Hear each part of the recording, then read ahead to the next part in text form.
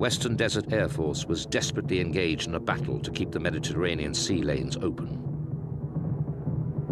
Here, there were no sophisticated multi-role fighters available. Instead, the Gloster Gladiator, the last biplane fighter in the RAF, equipped many squadrons, and although it was one of the fastest biplanes ever built, it was no match for the new generation of German monoplanes. Even so, 3 historic Gladiators christened Faith, Hope, and Charity defended the island against overwhelming odds until modern replacements arrived. Enormous amount of power for its size and weight, very maneuverable indeed. And you could take a Gladiator, and if you wanted to gain height, you could amuse yourself by flying level, pulling up and doing a roll off the top, and then flying level and pulling up and do another roll off, and go on climbing with rolls off the top until you reached about 6,000 or 8,000 feet. I say that merely because not on the days of jest did you have that amount of surplus power. Hello and welcome to a kit review. As you can see, it is the ICM 1/32 scale Gloster Sea Gladiator Mark II, a relatively new kit. First came out in 2019, according to Scalemates, with Mark I, and it has gone through various geezers, as it were, down to what we say is the Sea Gladiator Mark II. But also, looking on Scalemates, it is telling me that in 2021, which is this year, you are going to get, hopefully, a G8 Gladiator World War II Swedish fighter, and that's with the skis on the bottom, and so the wheels. So that's going to be something to look forward to for the future, especially in 1/32 scale. But anyway, onto this kit. I bought this from Frontline Hobbies, Frontline Model Hobbies Limited. Get it right, Lenny. Sorry. Very, very nicely packed. Came here very, very quickly. I can't rate the service enough. Very well done. So again, thank you very much, Rob, for this kit. It is a new up-and-coming company, Frontline Model Hobbies, and there is going to be a website which at the moment is in construction. And bearing in mind it is the 25th of February 2021. So if you're watching this video in 2 years' time, yeah, it is going to be an old one. But you do have a full internet library, as it were. So you can choose your kits as well. All very nicely priced as well, okay? But for pricing and everything else like that, please go to the website. Excellent, right. Now, onto the kit.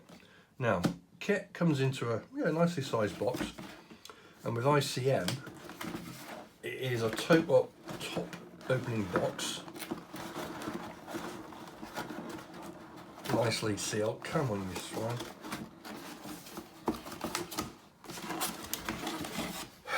There you go, and you get a white box. Open it up, and what you'll do is you're greeted with one kit,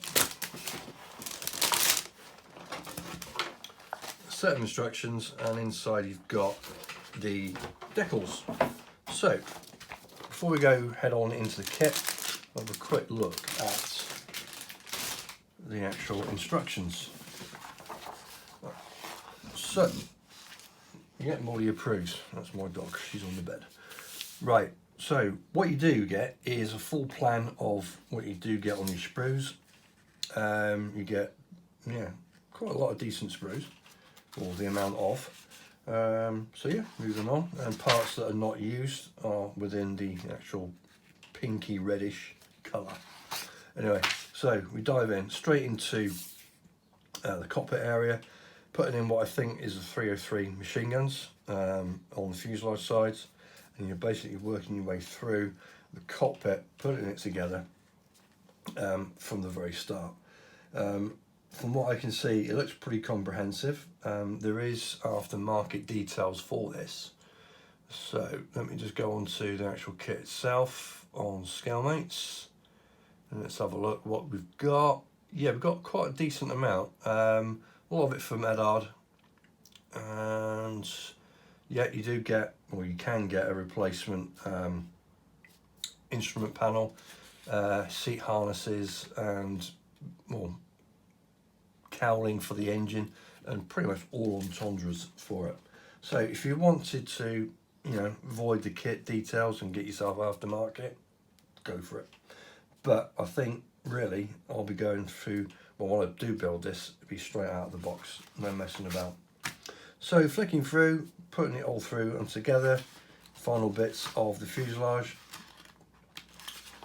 sticking it all together, there's the decals, and then you're moving on to your horizontal stabilizer, and your rudders and all the rest of it, and the other control surfaces. You've got your doors going on, as I say, the horizontal stabilizer is popping on there. Then it's the last bits and pieces for the fuselage, and then we're going on to the actual wings themselves. You do get, obviously because it's the C version, you do get the other option there of the arrestor hook, but obviously with the Mark 1 and all the rest of it, you will get different parts for it. Two-piece wing popping on. You got your ailerons as well popping on there, and then going into the actual undercarriage, which seems pretty simple enough. And then final bits, as in you've got two other 303 machine guns going on the bottom of the wing, the covers for them, and then basically the undercarriage. Now onto the engine. I know a mate of mine, Steve Sutcliffe, morning Steve, he's built this and he says it's a gem, and the actual kit engine that you get straight out of the box, it's very, very good and very well detailed. So again, I don't think, well, for me personally, I won't be warranting the actual aftermarket for that, if there is any. Popping on, you do get other sort of like variants, I think, of the cowling, where you can have it on and off to actually show the engine off. You get two options for the propeller. You get the dual and the tri, and then you're going on to the actual rigging part of it, which is my nemesis sometimes. Anyway, if I do manage to get this built, which I hope I do, I'll show you how I do it, which is pretty simplistic really. It's not going to hurt your brain. Well, it doesn't hurt my brain anyway. Anyway, moving on. Options wise, you do get 4 options. You get the Orkney Islands, October 1941. You've got HMS Furious and HMS Eagle, and also what you do get is basically the one on the box, I believe. No, it's not. It is the Malta one, which is June 1940. So yeah, that was stationed at Hal Far, if that's pronounced correctly. Anyway, so those are your instructions. The decals, I have a quick look at the kit and these as well, and they are rather nice actually. Very nice colour. Everything seems to be in register. There's no sort of like printing. You've got, from what I can see on the paper here, quite a decent set of instrument dials and various other bits of stenciling, which is really few and far between.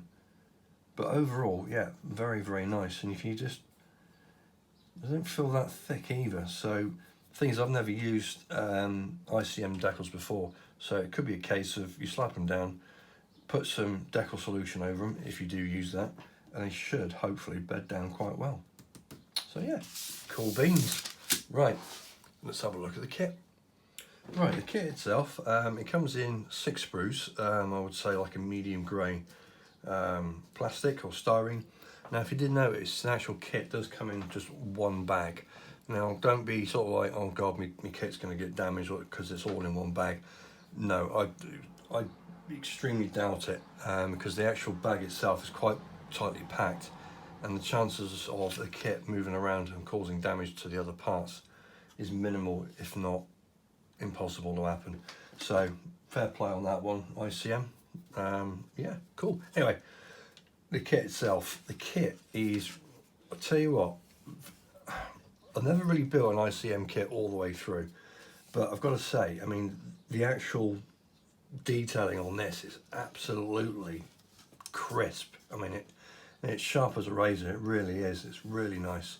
Obviously, on the front part here, you've got all the metal parts, as in the skin, and on the further back, you've got where the fabric would be. Probably, very similar to the Hawker Hurricane. But you've got various panels and all the rest of it. You've got raised details as it would be actually on the real thing, and also a selection of very nicely engraved panel lines around there. Looks like you've got your fixing points there for part of this, the struts for the actual top wing. You've got your recess there for your Vickers, not your Vickers, your 303 machine guns, and also your apertures here for your wings, or the bottom part of the wings, and also probably your exhaust stacks along there.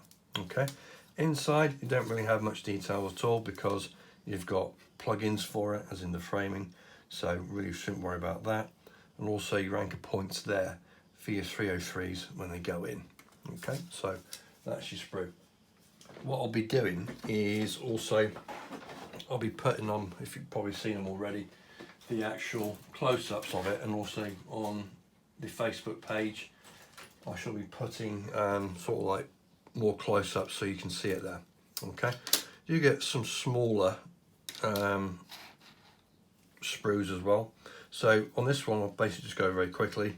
You've got your 3-bladed propeller, got your instrument panel, which again, it's very, very nicely done, nicely raised details. It's not soft, so when you're putting your decals down, hopefully you put them on correctly, as in straight onto the actual bezel itself, and it's really going to conform and really look nice.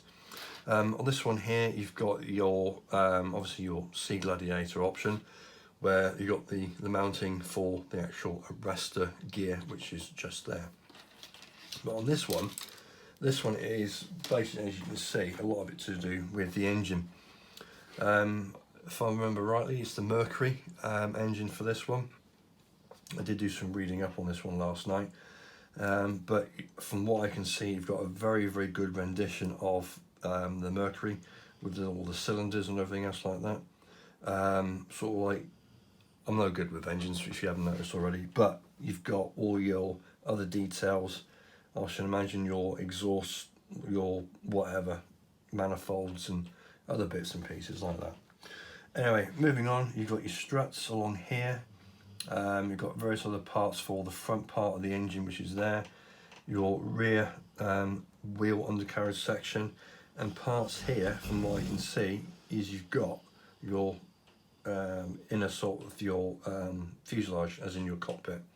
Point to note though, you've got you're here, your 303 machine gun. I think it is a 303.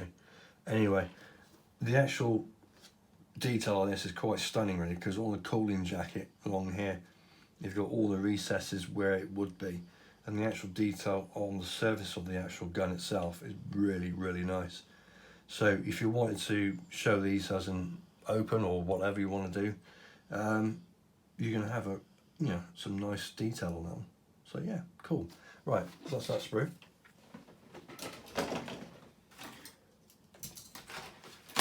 Next one you've got here, from what I can gather, is you've got the lower wings. Along there you've got your fixment points there for your other machine guns, and also maybe not on this sprue. And there you have it, it'll be on the other one, where you've got your covers for the actual machine guns there.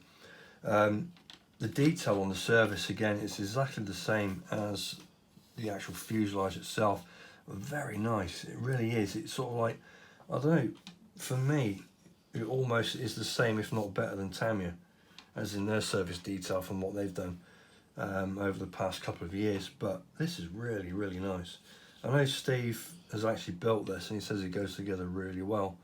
So if it's rubbish, then you can just blame him and not me. Sorry, Steve. Anyway, moving on. You've got your control surfaces here, which will be the ailerons, your wheels, other parts, that's your flooring for your cockpit floor, and another instrument panel, which I believe is X'd out. You won't be using it, but that'll be for the Mark 1, I do believe. So yeah, again, really nice detail. It's nice and crisp, and the plastic it's really nice. It really is. It's not like your your 1970s one that, you know, it just folds and bends over and doesn't ever come back, as in conforms. But no, it's really nice. So yeah, really impressed with that. Right, and your last main sprue, what we've got here is obviously your main upper wing along here, and again where the ribbon is and everything else on top of there, it's really nice. It's quite prominent, but it's not smack in your face, if you know what I mean. It is really nice. From what I can see, everything, well, from the other wings and the fuselage, everything matches. There's not one sort of like better than the other or more exuberant than the other. So yeah, really nice. Those are your covers there for your 303s underneath the wings, and you got your various other bits and pieces for your control surfaces, and you've got your different parts of your cowling for the main engine there. Okay, right, last thing up is the clear parts, which I have left in the bag, so bear with me, I'll get them out. Right, I didn't get the clear parts out when I first got this kit because I didn't want to break them or scuff them, but looking at them right now, it is fantastic. It really are crystal clear, and also with the framing as well, it is really quite prominent. I imagine it would be on the actual real aircraft itself, but when you're coming down to masking it, whether Edar's going to come out with a masking set for it, or if you're going to do your masking yourself, which I do, you're not going to have any issues getting, you know, the right sort of like amounts to cover where the actual panels are, or the structure as it is. But no, really nice. I think you've got basically your navigation lights along there as well, but the main canopy is really nicely done. And again, I shall put the pictures up, or close-up pictures for you, on the screen itself or after the actual review. So yeah, cool. So, ladies and gents, that was the kit review of the ICM 1/32 scale Gloster Sea Gladiator Mark II. Happy modelling and stay safe.